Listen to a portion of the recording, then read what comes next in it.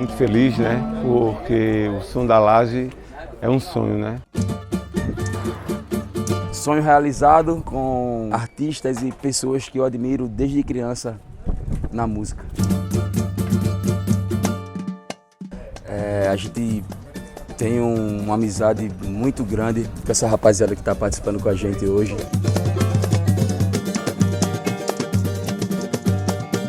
Todo mundo junto, confraternizando, um samba de raiz, onde realmente está todo mundo feliz.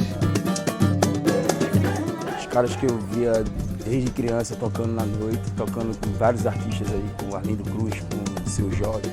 Um projeto lindo que fala da raiz do samba, né? Tudo que fala do samba, pode contar comigo que eu tô aí para falar. Um rapaz de grande qualidade, que vocês vão ver falar muito ainda nesse meio musical e no mundo do samba.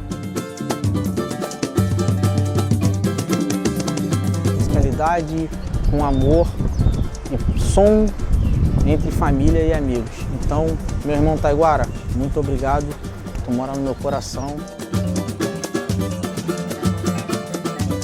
Samba de conteúdo e qualidade, sem agrotóxico.